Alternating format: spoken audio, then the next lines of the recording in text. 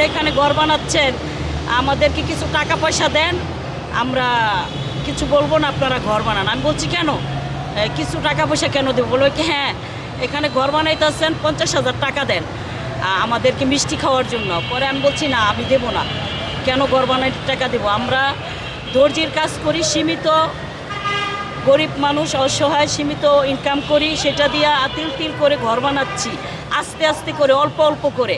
এখন তোমাকে যদি দেই তাহলে আমরা কিভাবে ঘর বানাবো? তো দেই নাই বিদায় সে সূত্র ধরে ধরে রাখছে। এলাকায় কোনো যদি দুর্ঘটনা ঘটে আমাদেরকে দায়ী করে, আমার সন্তানকে দায়ী করে করে করে সে আরও 2-3 বার মারছে। লাস্ট সে 10 তারিখে আমি গেছিলাম দেশে বেড়াতে, ঈদের মাসে 10 তারিখে, গত মাসের 10 তারিখে তারা আমার ছেলেকে ঘরের থেকে তুলিয়া ভাত খাওয়া অবস্থায় ডাইকা নিয়ে আর কি আমার কাছ থেকেই ঘরের থেকে ডাইকা নিয়ে যাচ্ছে। আমি দিচ্ছি না বিদায় তারা কি করছে, জোর করবে আমার ছেলেকে ধরে নিয়ে যায়, মায়ের দূর কইরা শিকার আনাতে চাচ্ছে। সে পাশের বাড়িতে চুরি হয়েছে, আমার ছেলে নাকি চুরি করছে। আমার ছেলে বলতেছে না আমি জানি না। আমি ওর সাথে বলতেছি যে আমার ছেলে কিচ্ছু জানে না, আমার ছেলে এতক্ষণ ঘুমায়ছিল, ঘুমের থেকে ওইটা কটা ভাত খাইতেছে, এমন টাইমে তোমরা ও ডাইকা নিয়ে যাচ্ছ। আমিও দেই না আমার ছেলেরা যাইতে, আমার ছেলে আমাকে ধরে রাখছে, আমি তারে ধরে রাখছি। আমাকে জোর পড়বে তারা কি ঘুষিলা মায়েরিয়া আমার মুখে চাপ দিয়া ধরে আমার ছেলেকে উঠায় নিয়ে গেছে। নিহাইরা প্রচণ্ড মায়ের দূর করছে, মানে না হলো 10-15 জন লোক এমন মারছে গাছে ঝুলাইয়া, মানে অন্যভাবে তারা আমাকেও মারতে চাচ্ছে, আমারও গাছে বাইন্দা ফেলতে চাচ্ছে। আমার মানে জায়গাটার থেকে তারা আমাকে স্কেপ করবে প্রায় সময়। আরও 2-3 বারও চুরির অপবাদ দিছে, আরও 2-3 মাস আগে, 3-4 মাস আগে। ছেলেকে উঠায় নিয়ে গেছিল কারা? উঠায় নিয়ে গেছে ওই এলাকার সন্ত্রাস, তারা যারা চাঁদাবাজির দাবি করছে, রনি নাম তার আশেপাশের মানুষ। আর হলো তমই নাম। পরবর্তীতে ওনার ঘটনা আমি আপডেটটা সংক্ষিপ্তভাবে দেই। পরবর্তীতে এইটার তার ছেলেকে হচ্ছে গিয়ে ওরা পুলিশের কাছে সোপর্দ করে, কিন্তু পুলিশ ঘটনার সত্যতা তদন্ত করে জানার পরেও সেই ছেলেকে ছাড়ে নাই, চালান করে দিছে। তারপরে যে অভিযুক্ত, এই চোরের ঘটনাটা আসলে সত্য, চুরি ঘটনাটা, এইটার যে চোর সে পরে ধরা পড়ার পরেও তাদেরকে হচ্ছে গিয়ে ছাড়া হয় নাই, এবং হচ্ছে গিয়ে এখনও তাদের বিভিন্নভাবে হ্যারাসমেন্ট করে যাচ্ছে শুধুমাত্র এলাকাভিত্তিক চাঁদাবাজির মানে কারণে। তারা অস্থায়ী মানুষ, তারা ওইখানে দূরে থেকে যে জায়গা জমি কিনছে, তো স্বাভাবিকভাবেই তাদের আশেপাশে পরিচিত মানুষজন থাকবে না, কিন্তু তাদের আশেপাশে রাজনৈতিক মহল এবং পুলিশ সংস্থা যারা আছেন তারা হচ্ছে গিয়ে ব্যাপারটাকে হালকাভাবে দেখছেন। হয়তো আমাদের পক্ষ থেকে আমরা যেটা সচরাচর দেখে আসি, টাকা না হইলে কারোরই দেহ দলে না, ব্যাপারটা হচ্ছে এরকম। তো এই জায়গা থেকে আমরা আমাদের সংগঠনের পক্ষ থেকে যে শ্রমিক মানুষদের সাথে এগুলো অহরহ হয়ে আসছে, এগুলো আপনাদেরকে জানাচ্ছি এবং সতর্ক করছি। আপনি যেটা সংস্থার লোক, আপনাদের একটা সংস্থা আছে, জি আপনাদের সংস্থা থেকে তাদের মানে সংগঠন থেকে তাদের কোনো সাপোর্ট করছেন কিনা? জি আমরা অবশ্যই তাদেরকে সাপোর্ট করতেছি। তাদেরকে আইনগতভাবে যেভাবে উপদেশ পরামর্শ দেওয়া যায় এবং তাদেরকে আইনের লোকগুলো দেওয়া যায়, তাদের সাথে কোনো কথা বলছেন কিনা? জি, অপরপক্ষের মানুষের সাথেও আমরা যোগাযোগ করার চেষ্টা করেছি, এবং আমরা আমাদের পক্ষ থেকে যেই মানে পর্যালোচনাটা করেছি, তদন্তটা করেছি, এটাতে আমরা দেখেছি যে ওই এলাকার মানুষগুলো আসলে এখানে একটা মানে সিন্ডিকেটের মতো কাজ করছে, এলাকা ভিত্তিকভাবে একটা সিন্ডিকেটের কাজ করছে, যারা সচরাচর এগুলো কাজ করে থাকে। তো আমরা হচ্ছে গিয়ে তাদের মতো আরও অসংখ্য মানুষের কমপ্লেন শুনি এবং তদন্ত করার চেষ্টা করি, এবং আমরা আমাদের সময় অনুযায়ী আপনাদের কাছে এসে প্রেসের মাধ্যমে জনগণের কাছে আমাদের কথাগুলো, সমস্যাগুলো প্রকাশ করার, কারণ আমরা ডাক দিলে পুলিশ পাচ্ছি না, ডাক দিলেই একটা মানুষ আমাদেরকে হেল্প করছে না। জমিটা কি আপনার ছিল?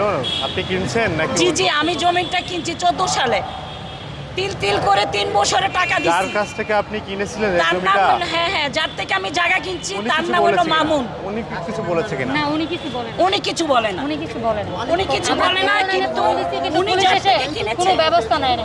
999 ফোন দিছে, ইমার্জেন্সি না আসে 3 ঘন্টা পরে আসছে ওনারা। আচ্ছা, যার কাছ থেকে জমিটা আপনারা কিনছেন, হ্যাঁ, এনারা কি কথা বলেছে কিনা তাদের সাথে যে তোমরা কেন চাঁদা দাবি করতেছো? না, ওনাদেরকে এটা বলি নাই, কিন্তু এই ঘটনা ঘটার পরে তো ওনাকে ফোন করে বলছিলাম যে ভাই আপনার জায়গা কিনে তো বড় বিপদে পড়ে গেলাম, কি হইলো ভাই, 2 দিন পর পরেই না আমার ছেলেকে মিথ্যা চুরির অপবাদ দিয়া আরো 2বার মারছে। 3বারের কালে গণপিটানে দিয়ে মারা ফেলতে চাইছিল। ভাবছে এইরকম অবস্থা করলে আমরা জায়গা তুইয়া পলামু, পরে তারা জায়গাটা বুক করে খাবে।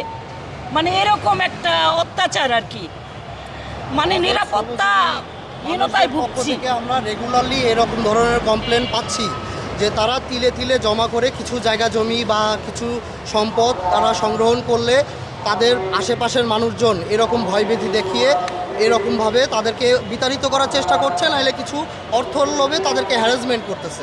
আমরা আমাদের পক্ষ থেকে পুলিশে কোনো কমপ্লেন করেছেন কিনা? জি, অবশ্যই। কমপ্লেন করেছি, কোনো সহযোগিতা পাইনি। আজকে 20-22 দিন হয়ে গেছে, 21 দিন হয়ে গেছে, পুলিশ আমাকে কোনো হেল্প করে নাই। পুলিশ ওদের বিরুদ্ধে না ব্যবস্থা নিয়ে আমাদের বিরুদ্ধে ব্যবস্থা নিয়েছে। আমার আমার- দেওয়ারে উল্টা মামলা দিয়ে দিচ্ছে। আরো আমার ছেলেকে উল্টা মামলা দিয়ে দিচ্ছে।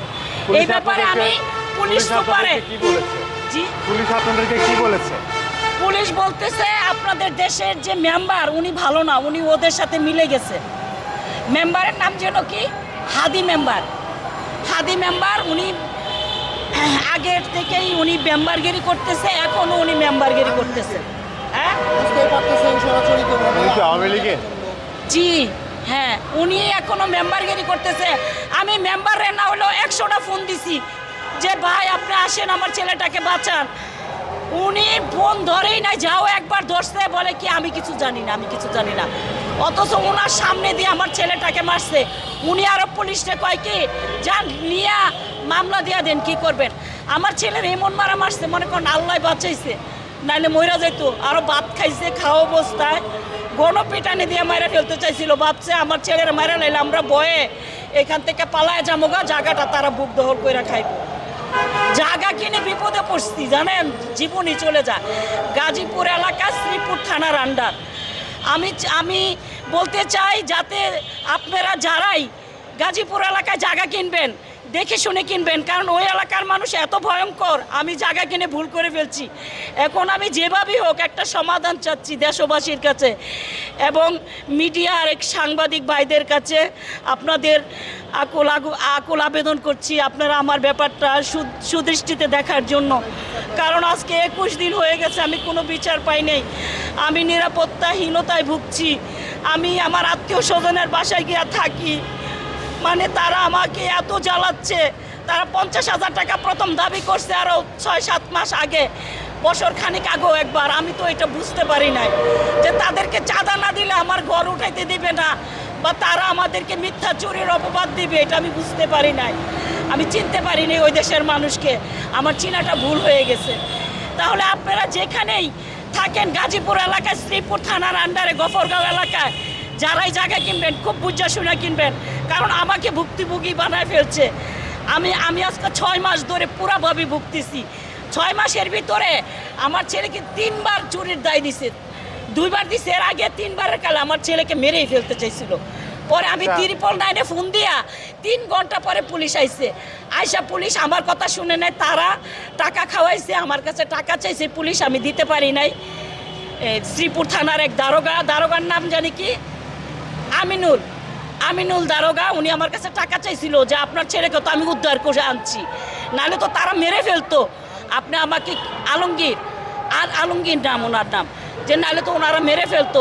আপনি আমাকে কিছু টাকা দেন, পরে আপনার ছেলেকে ছেড়ে দেবো। আমি বলছি দেখেন আমরা এমনি ক্ষতিগ্রস্ত, আমি আপনাকে টাকা দিব কেন, আপনি আমার ছেলেটাকে দেন। আমি এই যে হসপিটালে তারা নেওয়ার পরে তারা হালকা চিকিৎসা করে আবার লকাবাইনে ঢুকাই লাইছে। আর যার থেকে আমিনুল হইল এসআই আলমগীর, কিন্তু যে নাকি বাদী ওই ছাড়ার নাম কি? আপনি কি হন? আপনি কি হন? আপনি আসেন, আপনি কে? এই যে নাম ঠিকানা আছে দেখেন, এনে কে? ইনি আমার হাজবেন্ড। Inner husband. তা আপনি ভিতরে এসে কথা বলেন। এই যে দেখেন আমি এসপি অফিসে কমপ্লেইন করছি। সংগঠনের একজন সদস্য। আসেন, আপনি এদিকে আসেন। আচ্ছা এটা দেখেন এসপি অফিসে কমপ্লেইন করছি, এদিকে আসেন, এদিকে আসেন।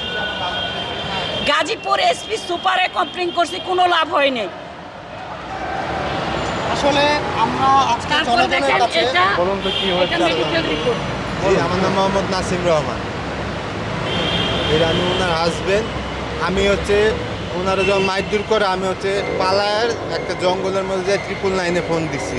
999-এ ফোন দেওয়ার পর 999 হচ্ছে গাজীপুর জেলা শ্রীপুর থানা ওসি সাহেবরে কানেক্ট করে দিচ্ছে। ওসি সাহেবরে আমি বলছি স্যার আমাদেরকে বাঁচান, আমরা ঢাকার থেকে জায়গা কিন্তু আমাদের উপরে মিথ্যা হামলা করছে স্যার, বাঁচান। তারপর প্রায় 5 থেকে 6 ঘন্টা পর পুলিশ আসছে আমাদের পোলারে আহত অবস্থায় উঠে শ্রীপুর সরকারি মেডিকেল নিয়ে গেছে, নিয়ে যায় এখানে চিকিৎসা করে। সে বাদী পক্ষ থেকে টাকা খেয়ে নগদ আমার ছেলের আচ্ছা, একটা 25 লাখ টাকা আর এক জায়গায় আচ্ছা আচ্ছা, আপনাদেরকে যারা বিশেষ করে চাঁদার দাবি করেছে আপনাদের কাছ থেকে কোন দলের ছিল বলতে পারবেন? ওরা কোন দলেরটা